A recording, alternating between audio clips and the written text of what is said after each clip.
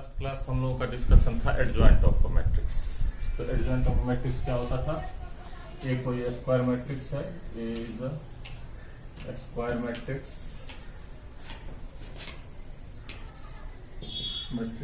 Then adjoint of A equals क्या होता था? सी आई जे का ट्रांसपोज वेयर ए इक्वल्स मान लेते हैं, let A equals A I J of order N by N where C I J equals कितना? Cofactor of A I J. ये clear हो गया था, ठीक है। लास्ट क्लास में हम लोग ये पढ़े थे एडजॉइंट ऑफ अ मैट्रिक्स। आज हम लोग पढ़ते हैं एक रिजल्ट पढ़ते हैं।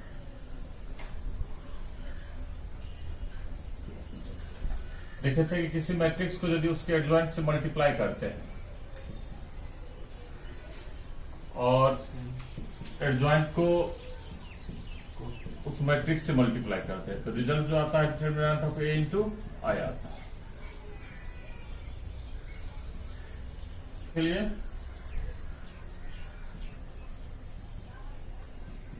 वेरिफिकेशन के लिए एक 3x3 ऑर्डर कर लेते हैं, 3x3 ऑर्डर कर लेते हैं। ए इंटू एडजॉइंट ऑफ ए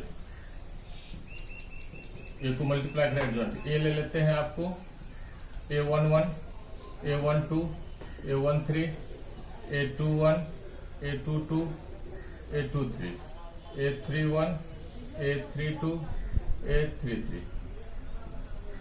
इसका एडजॉइंट क्या हो जाएगा? C11, C12, C13, C21, C22, C23, C31, C32, C33। ठीक है। अब इस दोनों को मल्टीप्लाई करेंगे तो देख लीजिए क्या होगा। A11 C11, C11 क्या है? A11 का cofactor A11 C11 plus A12 C12 plus A13 C13 किसका वैल्यू होता है? डिटरमिनेंट का वैल्यू। तो ये हो गया डिटरमिनेंट ऑफ ए। फिर A11 क्या होता है कि रिजल्ट पढ़े थे हम लोग कि किसी रो के एलिमेंट्स को उसके कॉरस्पॉन्डिंग कोफैक्टर से मल्टीप्लाई करके सम करते हैं तो वैल्यू ऑफ डिटरमिनेंट ऑब्टेन होता है, और यदि किसी दूसरे रो के कोफैक्टर से मल्टीप्लाई करके सम करते हैं तो 0 हो जाता है। चलिए इसको जब करेंगे इसके साथ A11 A21 A12 A22 A13 A23 तो क्या हो जाएगा? इसका वैल्यू 0 हो जाएगा।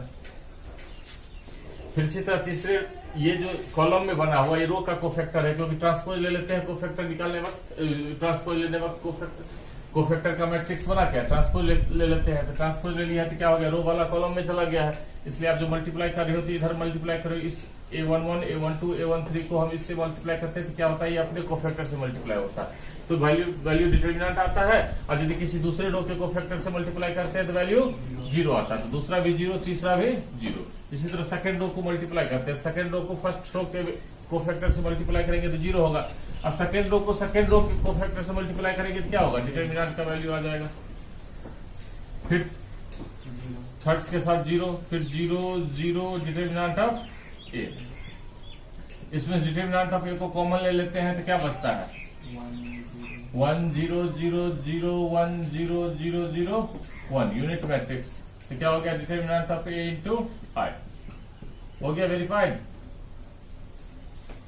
एडजॉइंट निकालना है तो एडजॉइंट निकालने के लिए क्या करेंगे? सारे एलिमेंट का कोफैक्टर निकालेंगे। एक शॉर्टकट ट्रिक, कोफैक्टर निकालना लास्ट क्लास में सीख चुके हैं, आज शॉर्टकट ट्रिक देख लीजिए। क्या होगा कि आप सेकेंड रो के सेकेंड एलिमेंट से लिखना शुरू करो, क्या हो जाएगा? और वापस इसी पर आना है, यानी 3013 3013 3013, ठीक है। फिर इसके बाद वाले में आ जाइए 5125 5125। फिर आ जाइए इसके बाद फिर वापस इस पर आ जाइए, कितना?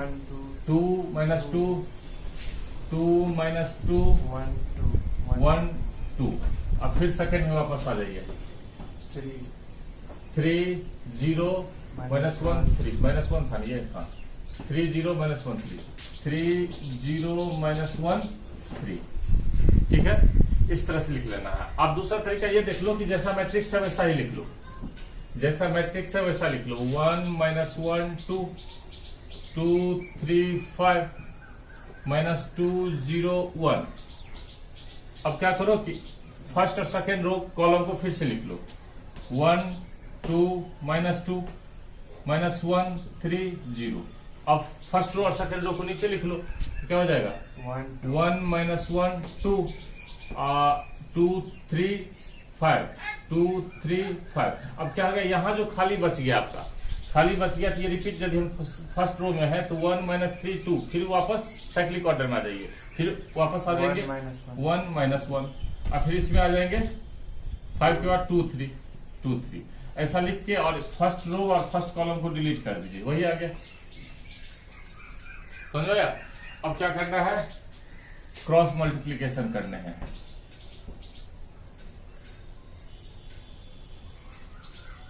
इसको ये कॉलम का एलिमेंट बनेगा, तो ट्रांसपोज लेते हैं, जब एडजॉइंट निकालते ट्रांसपोज लेते थे, इसको मल्टीप्लाई करते चलेंगे, रो में लिखते चलेंगे, तो कितना हो जाएगा, 3 - 0 3, फिर 0 - 1 + 1 1, फिर -1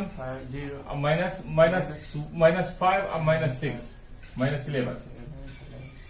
ठीक है, अब इसमें आ जाइए, -10 -2 -12, फिर 1 + 4 5, फिर 4 - 5 -1, फिर इसमें आ जाइए, 0 + 3 = 6 2 - 0 2, 3 + 2 5, आ गया एडजॉइंट एक बार में। मतलब आप चाहो तो 25 से 30 सेकंड के अंदर में एडजॉइंट निकाल सकते हो गया। क्या करना समझ में आ गया, आपको सेकेंड रो से स्टार्ट करने हैं, सेकेंड रो सेकेंड कॉलम के एलिमेंट से, बीच वाले एलिमेंट से यहां से स्टार्ट करने हैं और वापस इसी पर आने हैं, खत्म करके फिर वापस रिपीट करने हैं, 3 0 1 3 0 -1 3, फिर 5 1 2 5, उसके बाद फिर वापस इसमें, ये कॉलम खत्म हो गया तो फर्स्ट कॉलम पहुंचेंगे, यानी सेकेंड तक फिर पहुंचना है, 2 - 2 1 2, और फिर लास्ट में 3 0 -1 3। देख रहे हैं, इसको आर्बिट्रिकली बना देते हैं, उसमें ज्यादा समझ में आएगा। ठीक है, हो गया। अब जो है आपको क्या करना है, ए इंटू एडजॉइंट ऑफ ए निकालना है।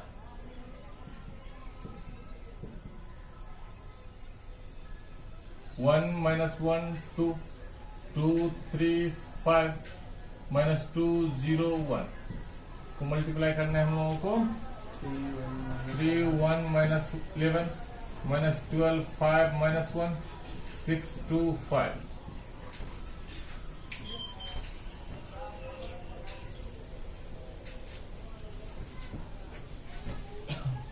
कितना हो गया, करिए,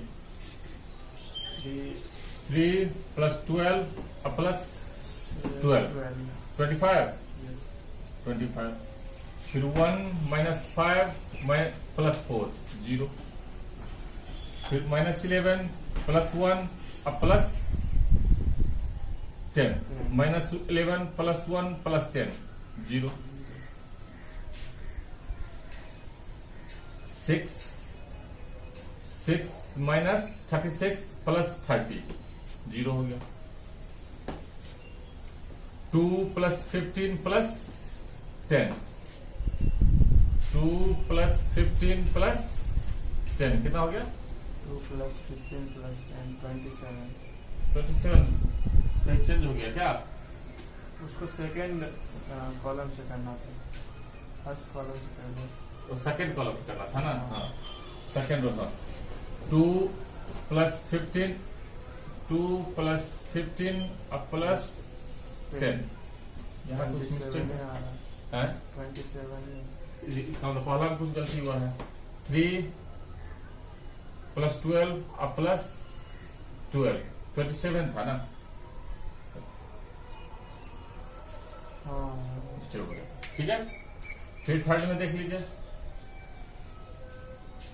-22 -3 -25 हो गया, 5 5 25 0, सबको कर लेते हैं, चेक कर लेते हैं ना।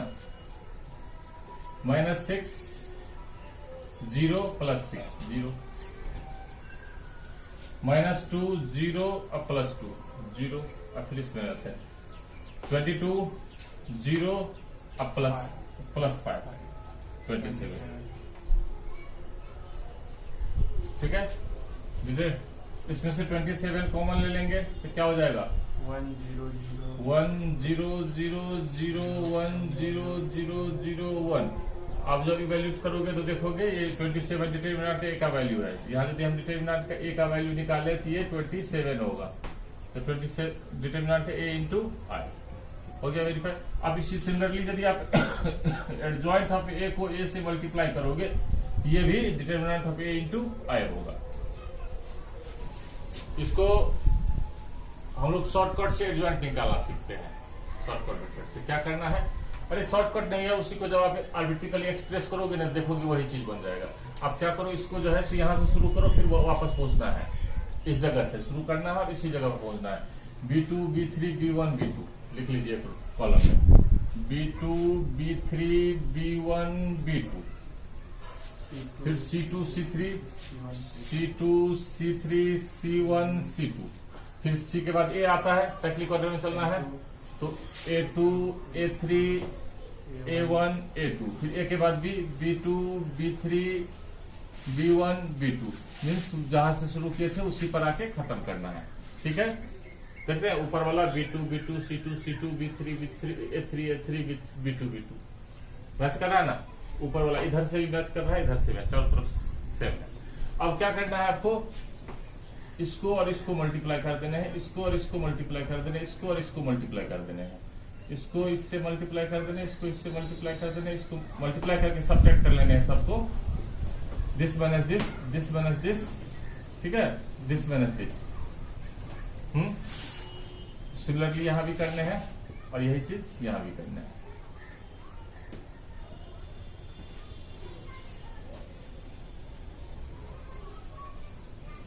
बस अंतर यह है कि आप यहां कॉलम से करोगे, ऐसे करोगे, रो में लिखोगे। B2 C3 जब लिखोगे तो इसको कैसे लिखोगे, एडजॉइंट ऑफ ए इक्वल्स आप लिखोगे B2 C3 minus B3 C2, फिर नीचे आपका कॉलम आता है, इसको रो में लिखेंगे B3 C1 B3 C1 minus B1 C3, और तीसरा B1 C2 minus B2 C1, फिर दूसरा में आ जाइए C2 A3 minus C3 A2, फिर C3 A1 minus C1 A3, और तीसरा C1 A2 minus C2 A1, फिर तीसरा में आ जाते हैं A2 B3 minus A3 B2, A3 B1 minus A1 B3, और तीसरा A1 B2 minus A2 B1। हो गया, एडजॉइंट डायरेक्ट निकल गया। यदि आप इस टेक्निक का ध्यान रखते हैं तो 20 से 25 सेकंड के अंदर में आप किसी भी मैट्रिक्स का आप जो है सो एडजॉइंट निकाल सकते हो। आपका बहुत टाइम बचा। आप जो क्या करते हो C11 या A1 जो भी बोलो, फर्स्ट का फैक्टर निकालते हो, सेकंड का निकालते हो, थर्ड का निकालते हो, फोर्थ का निकालते हो, फिफ्थ का निकालते हो, सारे निकाल के बैठाते हो, कम से कम 2-3 मिनट तो खा ही जाता है। अब 30 सेकंड के अंदर में, 25 सेकंड के अंदर में आप इस टेक्निक से एडजॉइंट को निकाल सकते हो। इन्वर्स में भी एडजॉइंट निकालना पड़ता था, आपको क्या हो जाएगा, बहुत आसानी। क्या कहते हैं, यहां से शुरू करके फिर वापस यहां आना है, तो -1 2 1 -1, फिर 0 3 0 1 3 0 0 1 3 0, फिर इसमें आ जाते हैं। इसके बाद यहाँ पहुंचेंगे 4 - 7 2 4 4 - 7 2 4, अब फोर्थ में -1 2 1 -1 -1 2 1 -1, ठीक है। तो कितना हो गया, अब क्या करना है, इसको मल्टीप्लाई करके यहाँ रखना है, -1 -0 -1, फिर इसको 6 - 1 5, फिर 0 - 1 + 3 3, 0 - 4 -4, 2 + 21 23, 12 - 0 12, 8 + 7 15, माइनस है 8 - 7 8 - 7 1, -7 - 4 -11, -2, -4, -6 आ गया। अब क्या कर सकते हो, 20 सेकेंड के अंदर में आप जो है 20 सेकेंड के अंदर में जो है एडजॉइंट निकाल सकते हो। बहुत ही आसान तरीका और सिंपल टेक्निक। ध्यान रखना क्या करना है, यहां से शुरू करना है, फिर वापस इसी पर पहुंचना है। -2, 3, 1, -1, 0 राइट में चल रहे हैं, 0, 1, 3, 0। फिर जब राइट में खत्म हो गया तो फिर लेफ्ट में फर्स्ट से शुरू कर देंगे। 4, -7, 2, 4, और फिर उसके बाद यहाँ -1, 2, 1, -1। ठीक है, तो आपका क्या हो जाएगा, ये डायग्राम बना लीजिए और जल्दी से मल्टीप्लाई करके लिख दीजिए, एडजॉइंट निकल गया। ठीक है, तो चलिए ये पढ़ने जाते हैं, लेकिन इससे पहले हमको 2 डेफिनेशन पढ़ना होगा। सिंगुलर मैट्रिक्स, सिंगुलर मैट्रिक्स,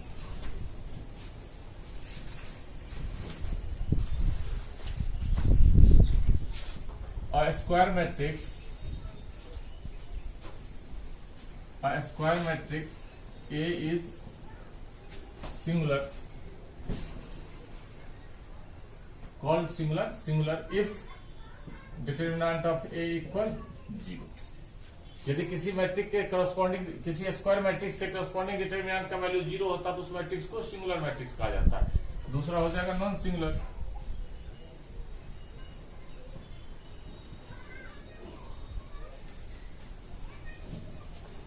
कोई बात, if determinant of A not equal to 0 then A is non singular.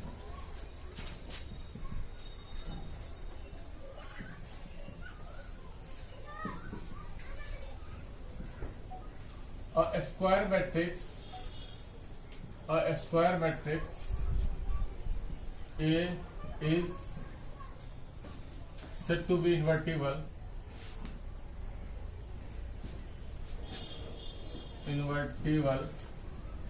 if there exists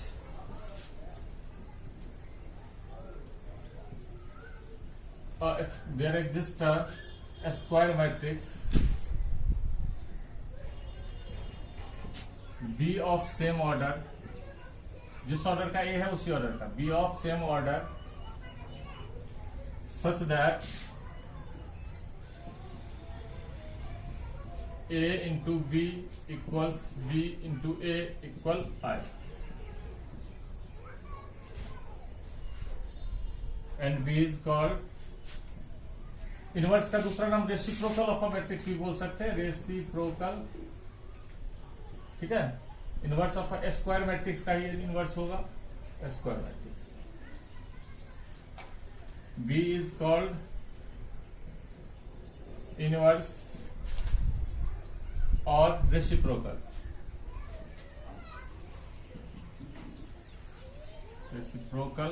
of A and denoted by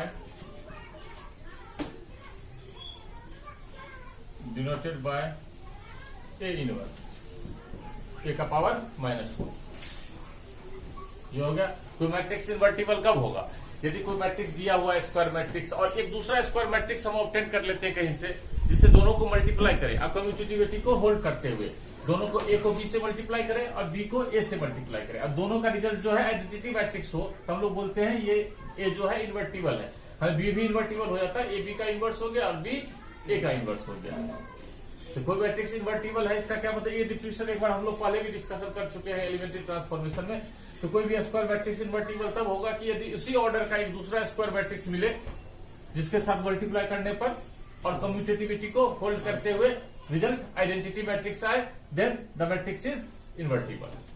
और the second matrix is inverse of first matrix and first matrix is inverse of second matrix. इसको result देखे थे, किसी matrix को उसके adjoint से multiply करते हैं, A square matrix select A B a square matrix such that A determinant of A not equal to 0, यानी नॉन सिंगुलर, यदि दैट इज नॉन सिंगुलर। ठीक है, तो आप क्या देखे हो कि यदि ए को उसके एडजॉइंट से मल्टीप्लाई करते हैं या उसके एडजॉइंट को उस मैट्रिक्स से मल्टीप्लाई करते हैं तो रिजल्ट क्या होता है, determinant of A into I. ठीक है, डिवाइड कर दिए दोनों side, dividing both sides by determinant of A. Divide कर दिए तो क्या हो जाएगा, A into adjoint of A upon determinant of A equals adjoint of A into A upon determinant of A equals क्या हो जाएगा, आई। दिस इंप्लाइज इसको A into adjoint of A by determinant of A लिख सकते हैं, equals adjoint of A upon determinant of A into A लिख सकते हैं, इक्वल्स आई। अब इसको यदि कुछ मान ले, बी मान लेते हैं सपोज करिए, this implies A into B equal B into A equal I हुआ, वेयर बी इक्वल्स कितना हो गया, adjoint of A upon determinant of A. ठीक है, clear. This implies by definition देखिएगा तो क्या हो जाएगा, बी इक्वल्स हो गया A inverse, this implies A inverse equals कितना हो गया, बी का वैल्यू क्या है, adjoint of A upon determinant of A. तो फाइनली क्या निकला, अब यहां लिख चुके हैं पहले ही, determinant of A not equal to zero. Determinant of A zero होगा तो क्या होगा, इन्वर्टिबल नहीं होगा, क्योंकि डिटर्मिनेंट जीरो से डिवाइड नहीं कर सकते। तो फाइनली आपका जो फॉर्मूला निकला,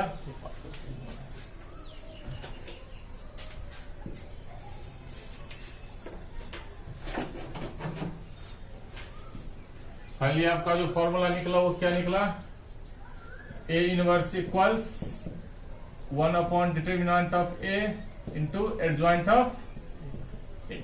यानी इनवर्स निकालना है तो क्या करना है, एडजॉइंट को मैट्रिक्स के डिटर्मिनेंट से डिवाइड कर देना है, बस आपका इनवर्स निकल गया।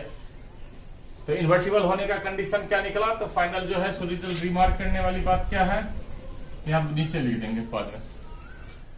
तो क्या देख रहे हैं, ए इनवर्स इक्वल्स क्या निकला आपका, 1 upon determinant of A into adjoint of A. Determinant of A zero होगा तो क्या होगा, इन्वर्टिबल नहीं होगा, इनवर्स एग्जिस्ट नहीं करेगा। तो आपको क्या होना चाहिए, जब इनवर्स तभी निकलेगा जब डिटर्मिनेंट ए का वैल्यू जीरो के बराबर न हो, या मीन्स क्या होना चाहिए, नॉन सिंगुलर मैट्रिक्स होना चाहिए।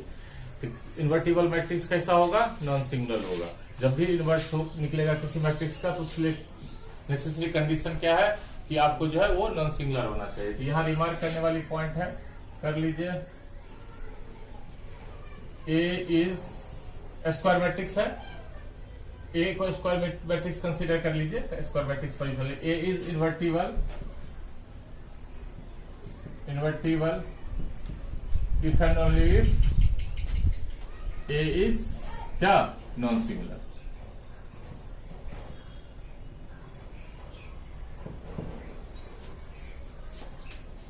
यदि ए इन्वर्टिबल है तो ए नॉन सिंगुलर है, ए नॉन सिंगुलर है तो ए इन्वर्टिबल है। सबसे पहले क्या होगा, इनवर्स निकालने से पहले क्या दिया है, find inverse, find A inverse ना। तो आपको ए जहां दिया हुआ है, सबसे पहले डिटर्मिनेंट ऑफ ए का वैल्यू देखेंगे, यदि जीरो होगा तो हम लोग लिख देंगे कि इन्वर्टिबल नहीं है, इनवर्स एग्जिस्ट नहीं करेगा। यदि जीरो के बराबर नहीं होता तब हम आगे का प्रोसेस करेंगे। तो चलो सबसे पहले डिटर्मिनेंट ऑफ ए का वैल्यू देखते हैं, क्या हो जाएगा, 1 into 4 to 8 minus 6 minus plus 1 into 0 minus 1 plus 9 है ना। अब प्लस 2 इंटू 0 माइनस 6 तो कितना हो गया आपका, 2 प्लस 9 माइनस 12 कितना हो गया, minus 1, minus 1 not equal to 0 not equal means that is A inverse exist, this implies A inverse exist. अब ए इनवर्स इक्वल्स क्या होता है भाई, ए इनवर्स होता है 1 upon determinant of A into adjoint of A equals 1 upon minus 1। Determinant of A का value -1 आया है। और क्या करते हैं, एडजॉइंट निकालने का जो टेक्निक यूज किए थे, 2 -2 -1 2 लिख लेते हैं यहाँ, 2 -2 -1 2 -3 4 2 4 2 minus 3 2 minus 3 कहा, सर 2 -3 ठीक है। उसके बाद 0 3 0 3 0 3 1 1 0 और चौथा 0 2 minus 2 2 -2 -1 2 हो गया। कर लीजिए, इस दोनों को मल्टीप्लाई करिए, 8 -6 कितना 2 minus 4 -4 अब +4 कितना 0 माइनस +3 अब -4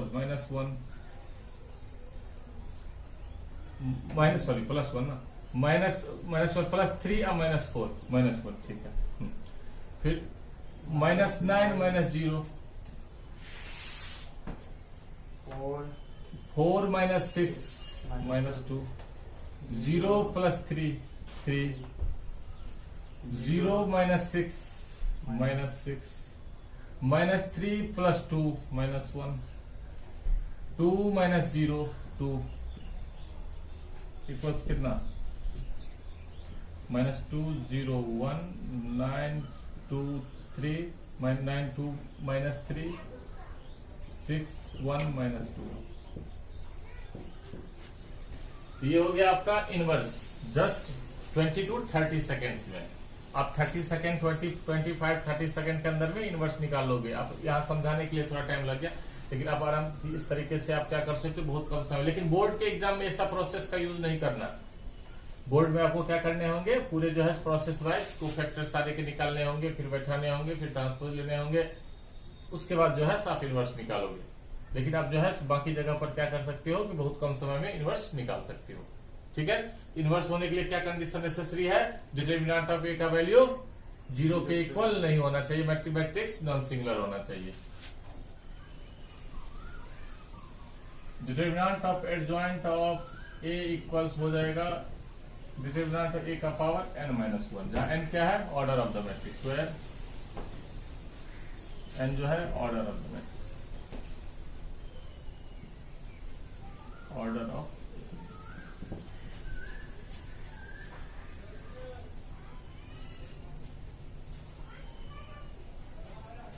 ठीक है, हो गया। दूसरा adjoint of A B equals adjoint of B and into adjoint of A, adjoint of A equals determinant of A का पावर n-1 n-1 या n-2 into a, adjoint of a transpose equals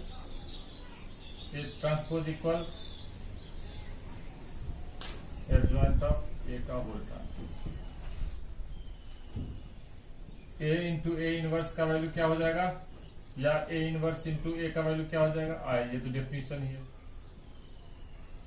a b का whole inverse लेंगे तो क्या हो जाएगा, reverse हो जाएगा b inverse a inverse. Determinant अब गौर करिए, यहां से उठा लेते हैं, a इंटू ए इनवर्स का वैल्यू कितना है भाई, आई है।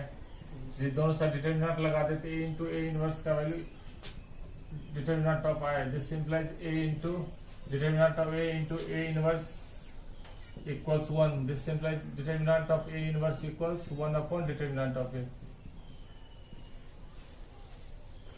ये क्वेश्चन है एनसीईआरटी में, ऑब्जेक्टिव में, इसलिए पूरा करके ए इनवर्स का ट्रांसपोज इक्वल्स ए ट्रांसपोज का इनवर्स, दोनों इक्वल होगा। यहाँ इनवर्स है, ए इनवर्स का केथ पावर इक्वल्स ए के केथ पावर का इनवर्स बराबर होगा, कैंसिलेशन लॉ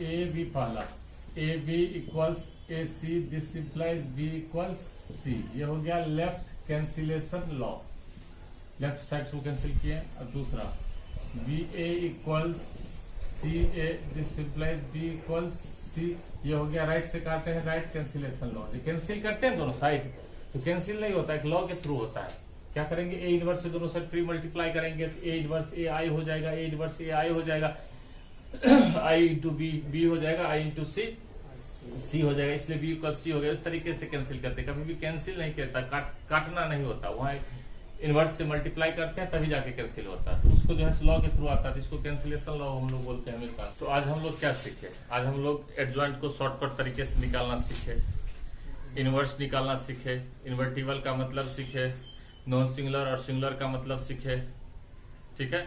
अब कुछ रिजल्ट्स देखे, ये रिजल्ट्स ध्यान रखने हैं आपको सारे, क्योंकि आपको इसका जरूरत पड़ता है, बार बार जरूरत पड़ता है, इस सारे रिजल्ट्स को ध्यान रखिए। और बाकी जो है कल हम लोग आगे देखेंगे।